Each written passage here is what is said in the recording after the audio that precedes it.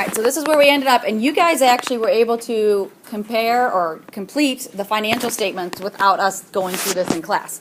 So I was pretty proud of you guys that you were able to do this, because we did the adjusting entries, we went through them, and you guys, we didn't do these couple slides. So I know a few of you guys pulled them up to look at it, and that was completely fine. So if you had any trouble, you can go back through. These are great slides to look at before the test. You go through, there's our revenue, the income statement, and the statement of retained earnings that I mentioned, and then the balance sheet. And they're showing the current assets and current liabilities. All right, so the closing process. Who remembers doing the closing process in applied accounting? Okay, you guys are just asleep. I know at least Ashley remembers the closing process. Did you ask about it? Or do you just remember it because you just looked at it ahead of time coming into class? Okay, so what did you, when you closed it, I'm not going to get too technical, do you remember the account that you closed it into? Okay, if I say the word income summary, does that ring a bell at all? Okay, that's good because it doesn't exist anymore. A lot of times I get people in and they're like, income summary. So in the new way we're teaching applied accounting, I don't believe that exists, and that's good, because the way you used to close things out is there was this made-up account that you closed all your accounts into, and then you closed income summary into retained earnings. And it was meant to be easier for you.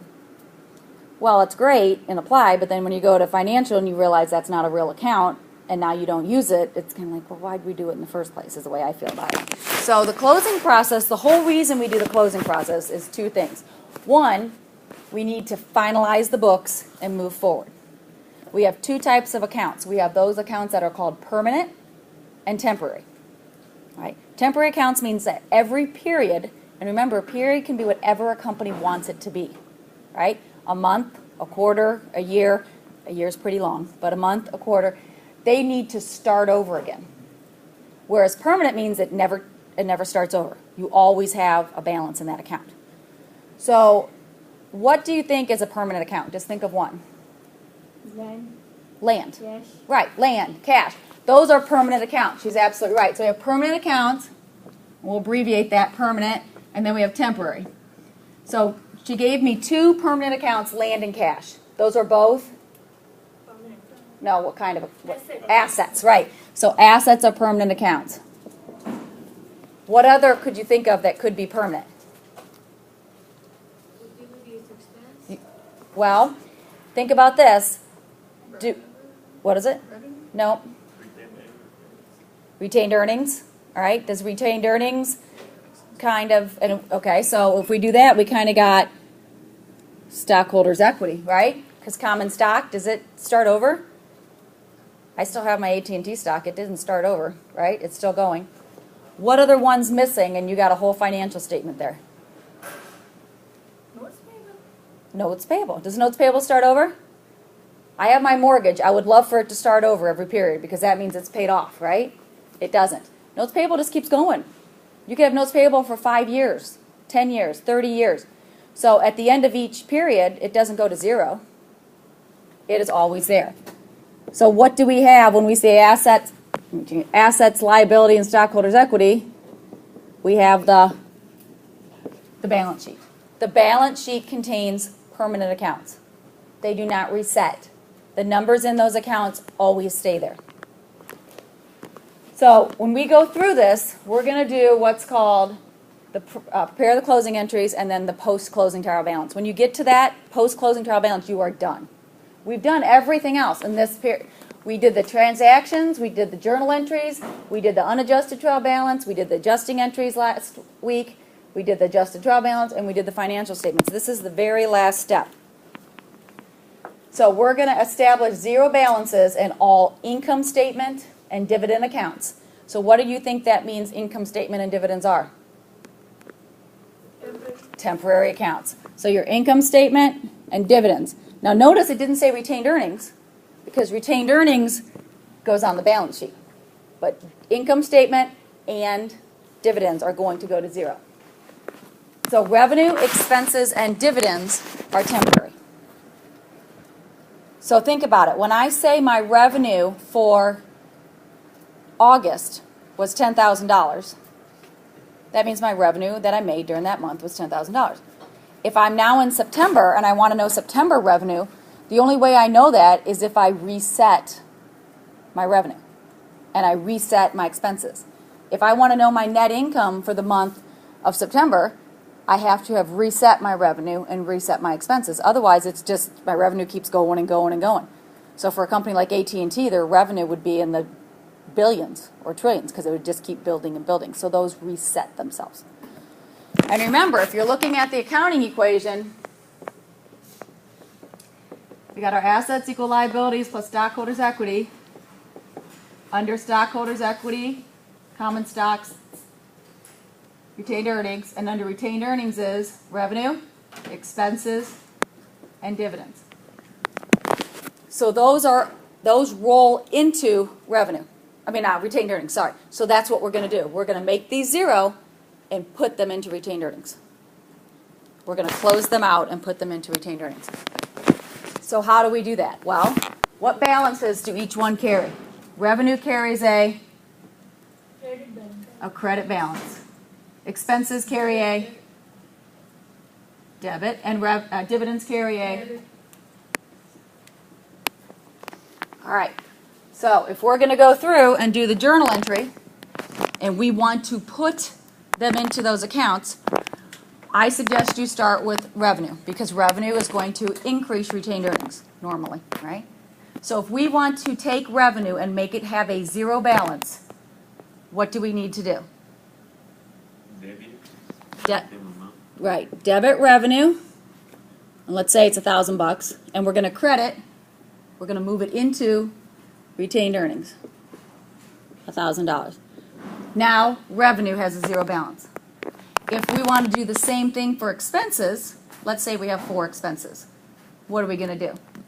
Credit. We're going to credit it. So therefore, we're going to debit retained earnings. Let's say it's $500. And we'd have expense 1, expense 2, and you have to list them all out because you have to go in to each of those expenses and take money out.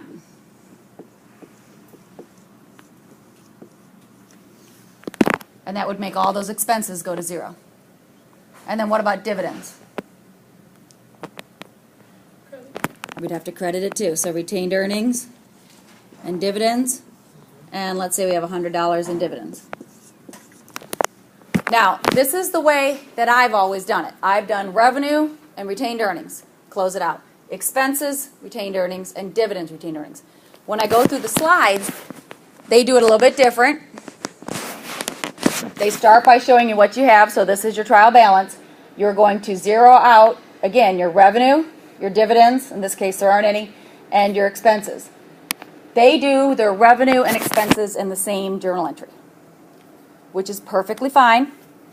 To me, the reason I don't do it is because just the easy math is taken out. But if you want to do it, you can. Here, revenue, you know what it is. It's a nice, easy, you debit the 2, and you credit for the $15,350. You can add that in your head. Expenses, you debit, and then you will have to add that, but you don't have to subtract it from anything. So either way you want to do it's fine. Connect's going to make you do it like it is on the board, of course. Whichever way you want to do it. And then there'd be another journal entry for dividends. So they do it in 2 journal entries.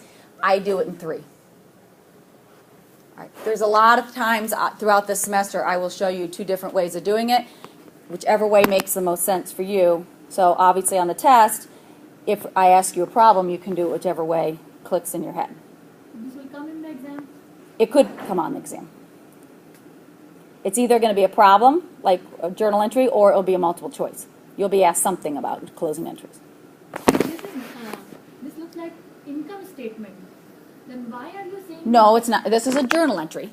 This is a journal entry. It's not an income statement. We are debiting revenue. So we are taking what's in revenue and we are making it go away. So there's a credit there. We're debiting it. So now there is no money left in revenue.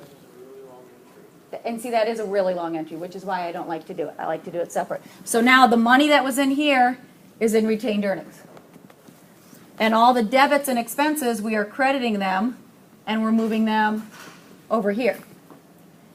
And the same thing for dividends, and we're moving them here. So in the end, the balance will be in retained earnings. And that ending retained earnings balance that you did doing the statement of retained earnings, that's the number that is now in retained earnings. That's how you're able to do the journal entries. So the number in retained earnings equals your statement of retained earnings. You do not need a balance in these accounts because you've moved the money into retained earnings. So now when we go over and do these journal entries, see, it shows you the T accounts at the bottom, how they're now, the sales revenue is 0, advertising expense is 0. When you look at the adjusted trial balance, everything here down is 0. There's no balances because retained earnings is $800. And if I went back through all the slides, the retained earnings was $800 when you did the statement of retained earnings in this example. All your money got put into retained earnings, and now you start over. So now when we go to October, how much revenue do you have? Well, right now we have none. In the month of October, we have no money. We've earned nothing. But as you earn money in October, revenue will go up. And the post-closing trial balance typically will have nothing after retained earnings. The only reason they're showing you these zeros is so you can see that they're zeros. If you were doing the post-closing trial balance, you would put nothing. You'd just stop and you'd put 44,600. You'd stop. You would not list all the expenses and put 0 after them. You'd just stop. This is the last thing. The post-closing trial balance is the last thing you do. And once you're done with that, if you work in accounting and you're in the department that's doing the closing, you're so happy when you do this because that means you're done. Because anyone that does the end of the month or the end of the year, it's a week or so of long hours. So when you hit that final, especially year end, you're so happy you're done. And it balances. Okay, so how do these adjustments affect the financial statements? Think of all the adjustments you just did. So it's not only important to know how to do the journal entries, but thinking about how many of you guys raised your hand that you're going into accounting, the 4 or 5, that means it's more important that you guys understand why we do them, because most of you aren't going to be doing the adjusting entries. And even those of you guys that are going into accounting, the chances of you guys being the one that's sitting down doing adjusting entries is very slim. I've never done adjusting entries in a work environment. All right? So the fact that you're going to do them is very slim. So it's more important that you understand how they affect the financial statements, because that's what you're going to be looking at. All right? So the reason we do them is we have to make sure that all the revenue that was earned in that period actually gets recognized in that period. And all the expenses that happened in that period actually get recognized in that period. So they just announced that Cher is coming to St. Louis, but the ticket, she's actually coming, I don't remember when she's coming. I know, it's amazing. So she's coming, and she'll probably dance and act like she's like 40 something, but and her tickets were going on sale soon, but she won't recognize any of that. Again, Cher's probably incorporated. Most of these singers have some type of shell corp around them of some sort because they also have liability in case something happens at one of their concerts. So she will not recognize any of that money until she has her concert. Without any adjustments, their financial statements will be completely misleading. Because if they did it right, they're going to have a whole bunch of unearned revenue. If the Cardinals did not do adjustments at the end of August, they would have a whole bunch of unearned revenue for all the games that they just played. Yeah. There is a question in the homework related to this. It's like the adjustments ensure that the blank balances are reported at amounts representing the economic benefits used during the period. Right. And the answers are revenue, expenses, asset, and account. Okay. Because the question is in the quiz. And there were 2 attempts, so I tried account and asset, and both were wrong. Revenue. So the answer will be the revenue or expense. Revenue. My bet is revenue. Yeah. Yes. The answer is revenue. It is verifying that the revenue is recognized in the period. It's the top answer. It's verifying that revenue and expenses, but the way that one's worded, the answer is revenue, not expenses. That revenues are recognized in the period in which they are earned. Okay? That's what we're looking at. That's all of Chapter 4 and 3, is that you're verifying through the accrual process is that revenue is recognized in the period in which it's earned. Right. And without it, they're going to be completely misleading. Either you're going to be recognizing all this money ahead of time that you haven't earned, or you're going to be leaving it as a liability. All right? Or a whole bunch of supplies that you've used up. All right, let's work some